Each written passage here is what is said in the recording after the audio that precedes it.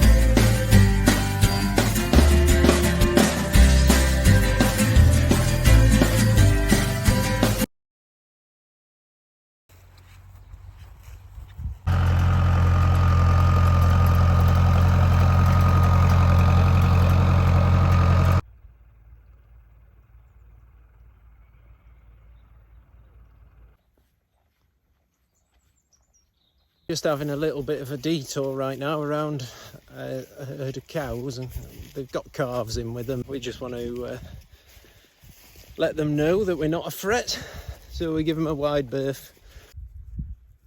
They look all right, really.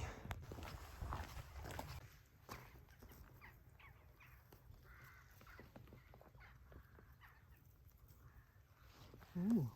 Blackberries! Sunny. Nice, ripe, juicy blackberries. Try that. Lush. They really are big views in Shropshire. That line of trees just up the centre of the screen there is the Linley Beeches that we came down through yesterday. Lush. Absolutely lush. So here's a thing that happens. The main route goes down through all that undergrowth, and very clearly everybody else has not followed the main route and walked up there. Probably about halfway along to Clun now, and our Shropshire Way hike is about to join up with Offa's Dyke. So quite looking forward to seeing what remains of the earthworks. They did warn us it was hilly. We've actually joined up with the Offa's Dyke path. Where I used to live, the Offa's Dyke path and the old dyke itself were separated. So this is quite cool, because we're actually right next to the earthworks of the dyke itself. And there they are, to our left, as we walk up the path. Offa was, I think, a Saxon king. Was he Saxon? Absolutely. Yeah. Who sat on the throne of Mercia, and Shrewsbury, in his time, was actually a Welsh town. The lands around here, the marches, have changed hands between England and Wales over and over and over again, going back to probably before England was even England.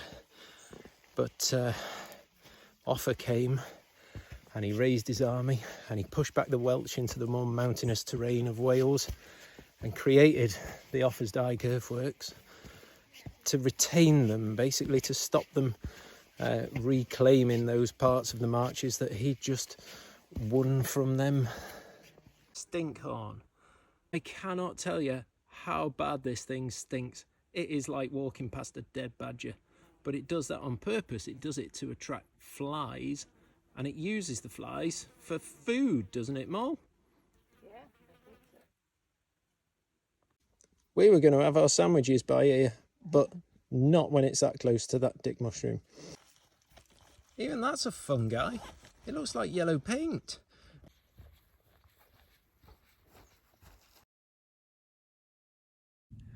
So this is the bit where we say goodbye to the Offa's Dyke path, and our guidebook when we set off said 11 miles to Clun.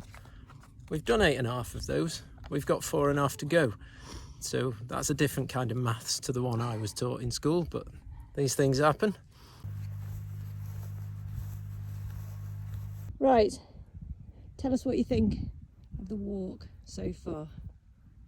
I think you grew up in an absolutely stunning part of the world. It is glorious countryside. I mean, it is green, it is lush, it is absolutely beautiful. But the main thing I've noticed on this leg today, between Bishop's Castle and Clun, is just how peaceful it is. I mean, when we stopped in the forest with the sandwiches that we've not actually got with us, but when we when we wanted to sit down for a few minutes for those biscuits where that yellow fungus was on the log, I mean, that's one of the quietest places I've ever sat in my life. It was so quiet and peaceful there. It was amazing. Yeah, and it was interesting that we saw 3 people on the Offa's Dyke path, but yeah, we've only seen a couple of people on the whole of the Shropshire Way today, really. I think, didn't we count up that we saw 8 people in total yesterday? Yeah. And that was on a busier bit. I know it's a weekday, but we went across the Stipestones Ridge, and that's normally heaving with people if you go on a weekend. But 8 people on one day, 3 people the following. Yeah. But just the noise that you can hear, you can't hear the noise of any road here.